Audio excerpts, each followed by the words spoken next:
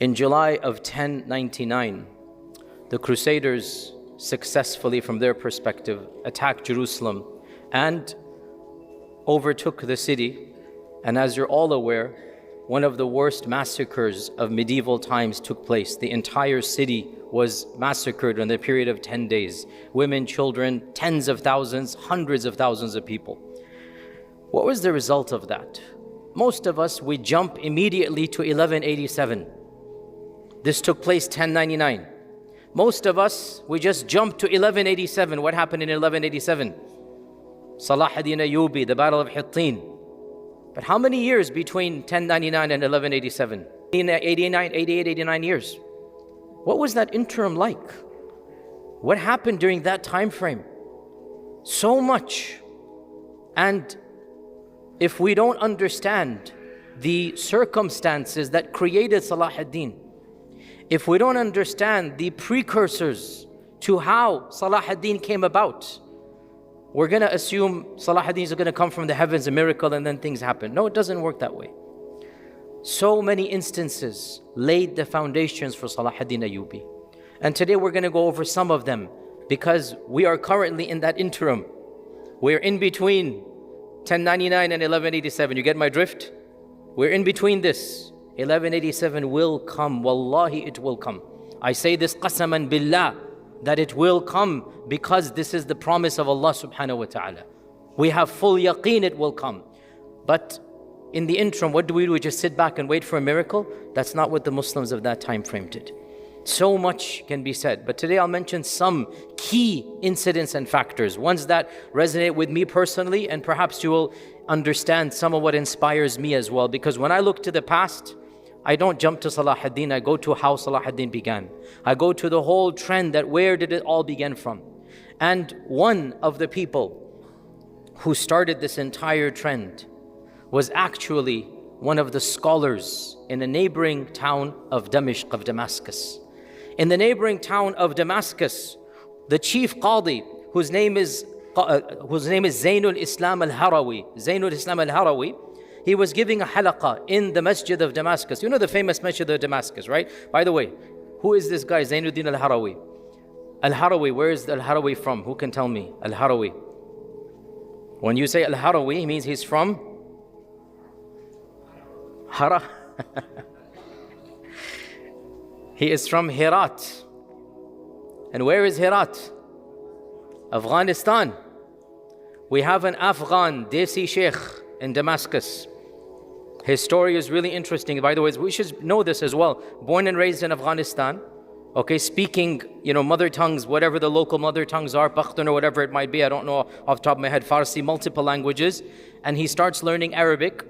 Very poor, dirt poor family.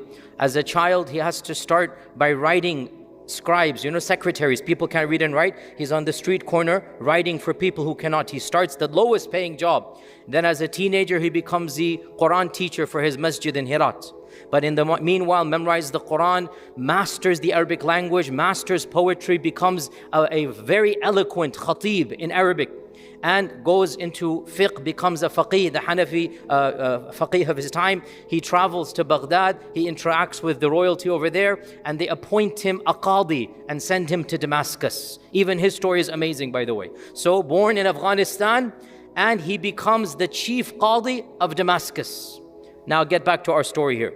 July 1099, the massacre is taking place in Aqsa, and groups of people began fleeing for their lives.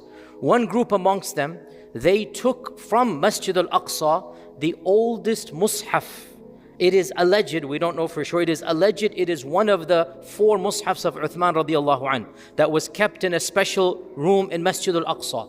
Some Muslims wanted to preserve that Quran, so they risked their lives and they took this Quran and they fled the city, and they went to the closest large city, that is Damascus.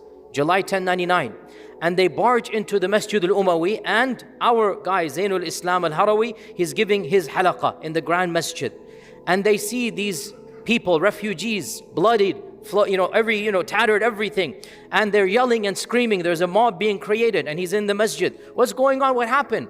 And they say the Afranj, the Franks, have attacked Aqsa, And we are some of the few that have survived. We have brought the copy of the Mus'haf of Uthman radiallahu anh, and they began telling the stories that they have seen with their own eyes. Women and children mercilessly killed, the streets of Aqsa and Jerusalem flowing with blood.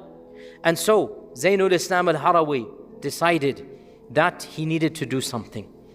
You see, during times of fitna, during times of war, during times of grief, during times of struggle, some scholars, and I'm not blaming them, they want to withdraw into their bubbles of teaching.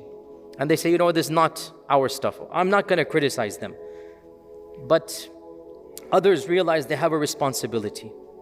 Others realize if the rulers aren't doing something, then the ulama have to make the people feel something.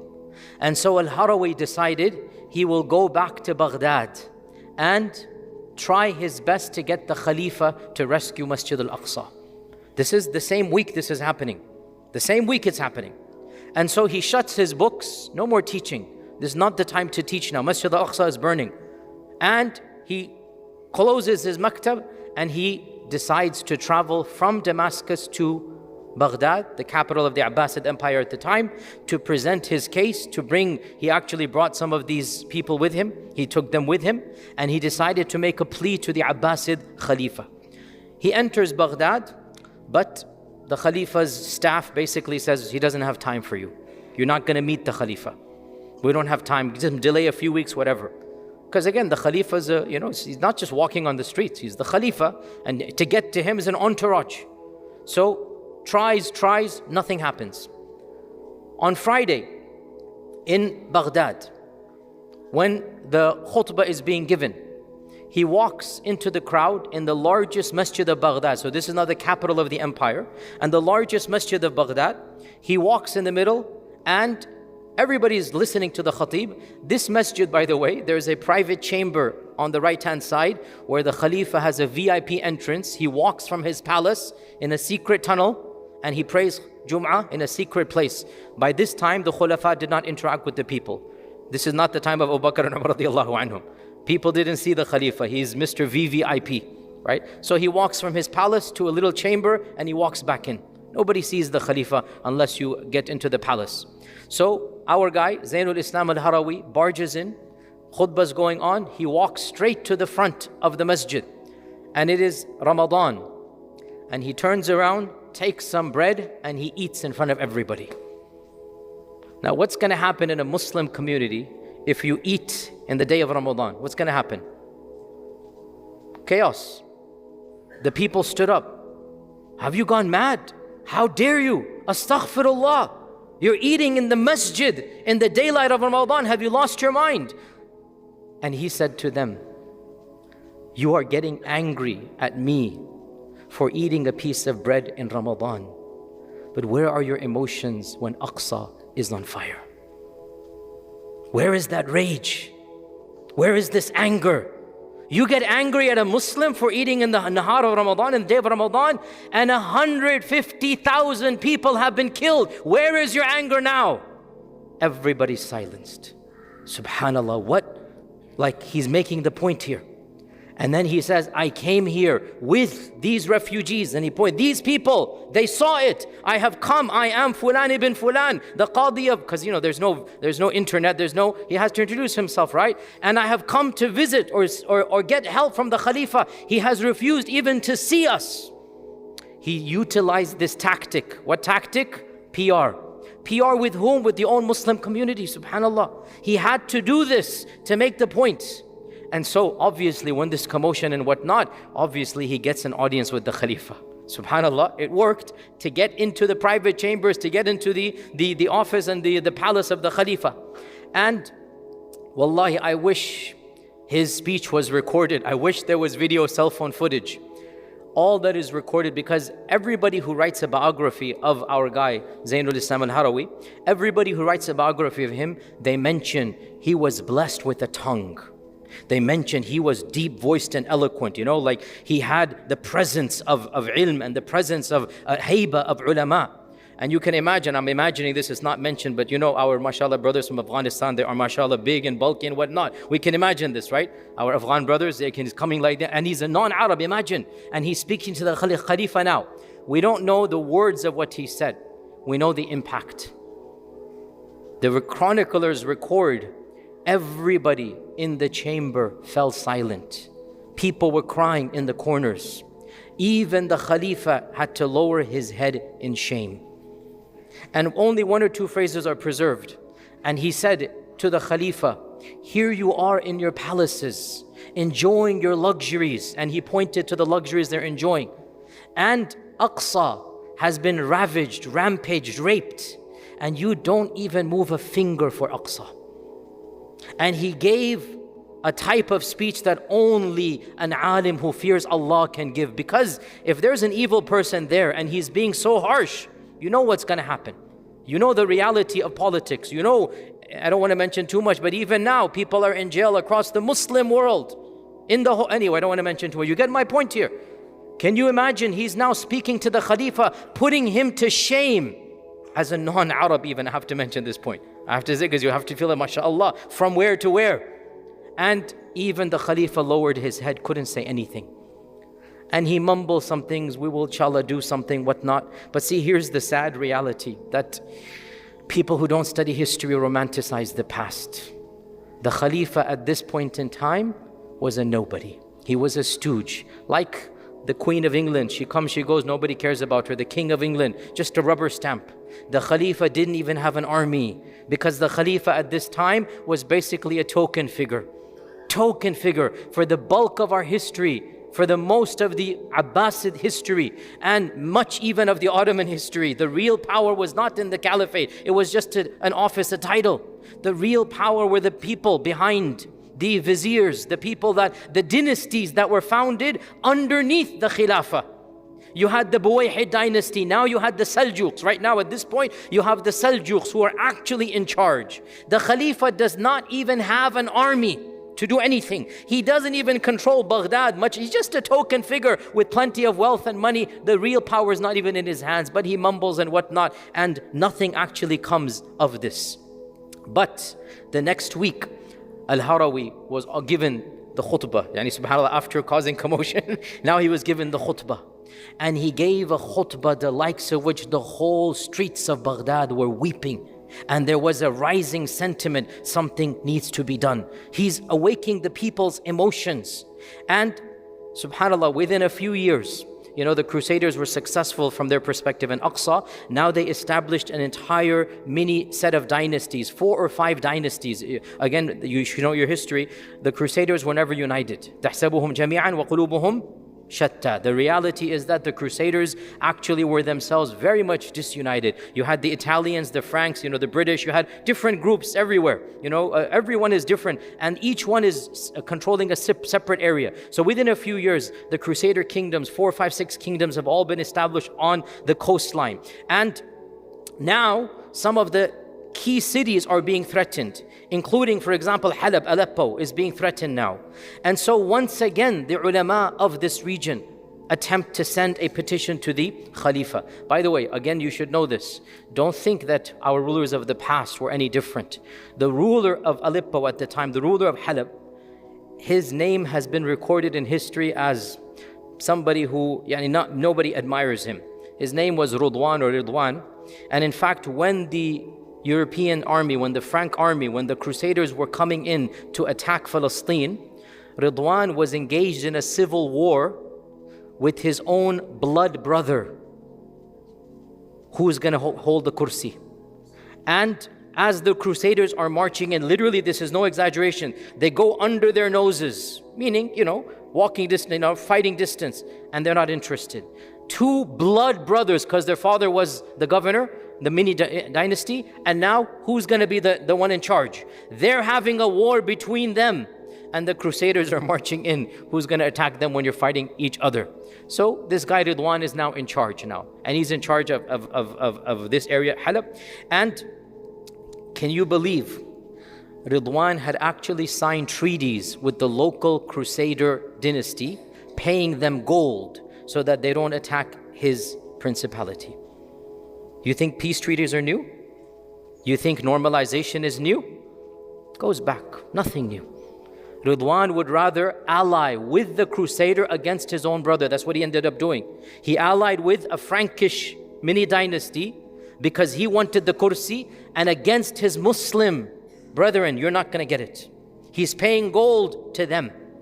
And the locals of Halab, of Aleppo, they considered him to be a traitor, obviously. And amongst them, their main alim, the greatest alim of Halab of that time, his name was Ibn al-Khashab. Ibn al-Khashab.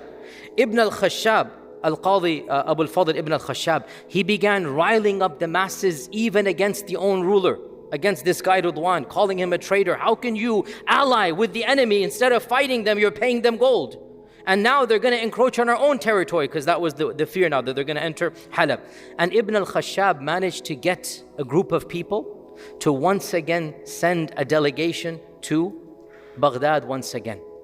So Ibn al-Khashab, the Qadhi of Halab, a few years after the incident of Al-Harawi, Ibn al-Khashab, as the scholar, as the jurist, as the faqih of Halab, also then took a delegation. And in that delegation, once again, he had eyewitnesses to the massacre. It's only been 5 years, 10 years. He has eyewitnesses, and he marches into Baghdad once again. But this time, they went more than the previous time. Books of history are a little bit, obscure in this, and I'm not justifying, I'm not defending, but it is what it is. In order to bring attention to the cause of Palestine, the people that came began preaching and riling up the people of Baghdad to protest outside of the powers and centers. And when nothing happened, the protesters became violent. When the rulers did nothing, the Muslims of Baghdad became violent, and they destroyed public property, and they did whatever things, they into the souk and stalls were whatnot. As far as I'm aware, no lives were lost, but basically they wreaked havoc in the city.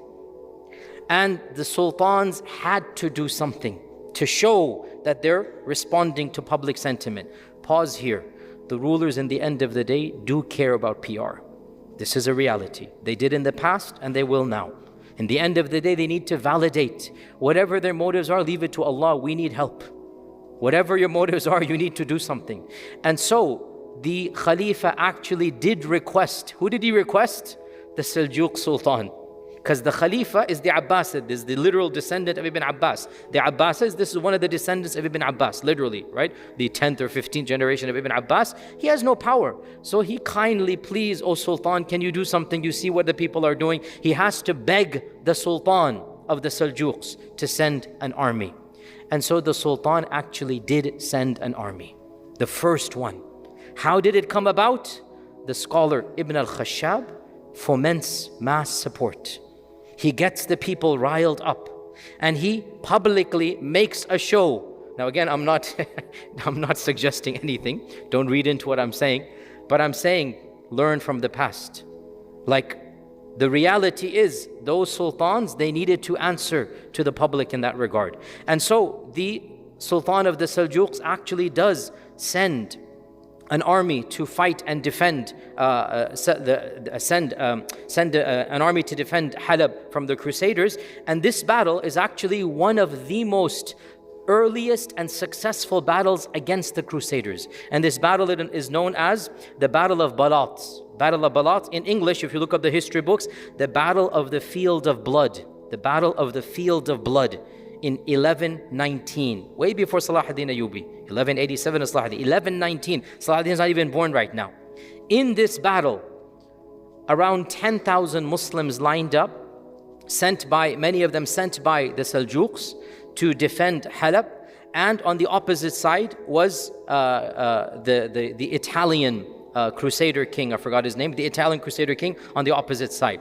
And before the battle, Ibn al-Khashab comes and rides out on his horse dressed in the garb of ulama. Now, ulama had their special, professors had their own garb, the turban of ilm, and he dressed in garb of ulama. He's like a professor coming out. And when the Crusaders saw him, they laughed. What is this professor doing over here? What is this faqih doing over here? Ibn al-Khashab then turned and faced the army. He put his back to the Franks, to the Crusaders. And he gave a khutbah, again we don't know the wording of it, he gave a khutbah the likes of which everybody in the army was weeping. We know he mentioned Masjid al-Aqsa, we know he mentioned the blessings of striving for the way of Allah. We know he mentioned the blessings of being witnesses unto Allah, and he encourages them to stay put and do something for the religion. The entire army was weeping and overcome. And when the Crusaders saw this, they realized this is not your average guy here. And subhanAllah, when the army came, he was at the forefront, and this victory was the first major victory against the Crusaders. 10,000 against 20,000, and it was a resounding defeat for the Crusaders. The bulk of the army, the rest of the army died, the 20,000, and the Muslim casualties were minimal. This spread a hope, an optimism that, hey, we can do something. That optimism, it generated so many other mini battles. It generated an entire, feeling that, hey, this is possible. We can actually win here. And along with the mini battles, you also had great ulama, not just Ibn al-Khashab, many ulama who wanted to keep the spirit of Al-Aqsa alive. Ibn Asakir, one of the greatest scholars of that time, again from Damascus, Ibn Asakir wrote a number of treatises about the fada'il of Aqsa and the fada'il of Sham and the fada'il of, that's why he's known. If you any of you students of Islamic studies, when you hear Ibn Asakir, you associate him with history. Do you know why he talked about history? Do you know why Ibn Asakir wrote about history and the fada'il and whatnot? He wanted to keep the memory of Aqsa alive. And he wrote books about the blessings of Aqsa and the history of Aqsa, because it was the time when you couldn't forget about the blessings of this land. Another great alim, which I'm not going to mention the name or the book, but understand what I'm saying here. One of the most important treatises on struggling for the sake of Allah. One of the most important treatises ever written. It is a very emotional treatise. And it was meant to be read in public, in the khutbahs, in the durus. It's a little book, it's not a massive volume. It's meant to revive the spirit of struggling for the sake of Allah. And he wrote this book in the thick of this interim period. And this book became well read in Bilad al-Sham, across the Muslim world. And it is one of the most famous books to this day of that genre. And let's keep it at that, and I hope you see what I'm saying here. So this is being done while there seems no hope, there is no light. The scholars have to do something to keep that light alive. They have to keep Masjid al-Aqsa. They have to keep the realities of Islam and our faith in the minds of the people.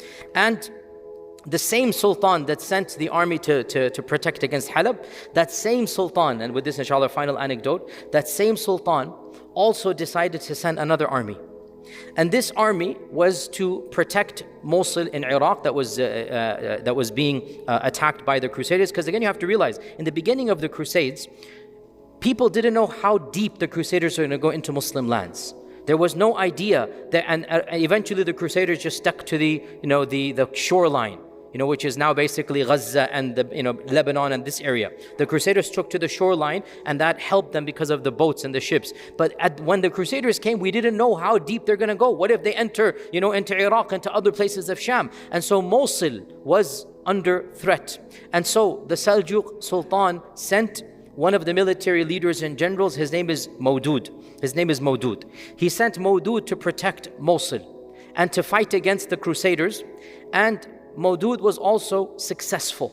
In fact, Mawdud was so successful, he went further down south and he began to engage with actual fortresses, until finally he engaged in one of the most famous battles of this time frame, the Battle of Sanabra, which took place with the King of Jerusalem, King Baldwin from England, King Baldwin of Jerusalem, the one who was in charge of Jerusalem. Mawdud was able to engage with him directly, not in Jerusalem, but still, you're engaging with the real enemy right here.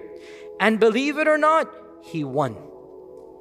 It was not in Jerusalem, it was miles away, but still, the fact is you are now defeating, barely. It wasn't a decisive victory. Severe losses on his side, but more losses on the side of the Crusader army.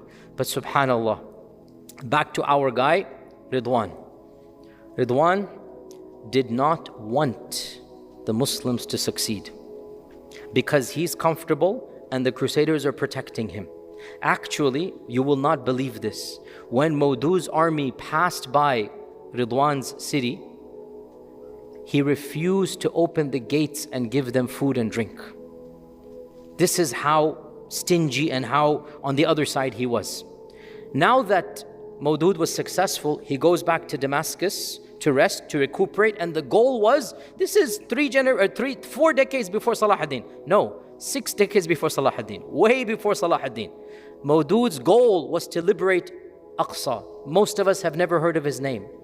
But I am telling you, without Mawdud, we wouldn't have had the trajectory. You'll see why. Mawdud went back to Damascus, and in Damascus was the envoy, was the leader, was the governor under our guy Ridwan. Now something happens which was one of the mysteries that we'll never solve until the Day of Judgment. Mawdud was wounded from the battle, but he's going to recover. He's going to go back to Masjid al-Aqsa to fight. After Salat al-Jumu'ah, the leader of the city, who's friends with Ridwan, is holding his hand and walking out with him right after Salat al-Jumu'ah. You know where this is headed. An assassin comes out of nowhere and stabs and kills our guy Mawdud on the streets the week after his victory against the king of Jerusalem. In Damascus, he is assassinated. By whom? By our side. Who's the guilty culprit? People immediately accused Ridwan. But he said, no, wallahi, it's not me, no. And the actual person who paid the assassin, because very conveniently, the assassin was immediately taken and executed. So nobody actually knows who and paid and whatnot. So there goes Mawdud. But Allah Azza wa Jal works in ways we don't understand. Eventually, even Ridwan fell out and he died as well, because this is the sunnah of Allah. Traitors are never successful. And when with Ridwan passing away, there was a power vacuum in which eventually, within a few years, a dynasty comes in that vacuum. That dynasty, you're all aware of it. It is the Zangid dynasty. After Mawdud's death, after Mawdud's assassination by a few years, Ridwan dies. When Ridwan dies, the Zangid dynasty comes to power. And in the Zangid era, ulama are preaching once again. There are so many ulama of the Zangid era, so many ulama preaching, riling up the masses. And we all know the story from here. Imad ad-Din al-Zangi, he puts it in his mind, I need to free. He passes away. Nur ad-Din al-Zangi, he takes it on. He passes away, and then Salah ad-Din comes. And the rest, as they say, is history. But I want to conclude on this point. Those who died in the first 2, 3, 4 decades after the Crusades, did they die in vain? They laid the foundations for what was to come. Later historians, I was reading a book today, somebody actually remarked that the Battle of Sanabil, even though it's in the footnotes, it was a key turning point in the Muslim-Christian battle, because it gave hope and impetus. It showed people that, hey, we can win. That optimism, it came because ulama had the audacity to speak directly to the khulafa. Because ulama kept the memory of Aqsa alive, because the people's heart was so powerful and strong, even the viziers and the sultans had to listen and do small things. And those small things started a wave that the khulafa did not intend. Salah ad-Din Ayyubi was not chosen by any khalifa. You have to understand this point. Aqsa was not rescued by the khulafa. It wasn't rescued by the politicians. No. In the vacuum and the chaos that was created, people came who were warrior princes and who had faith in their hearts.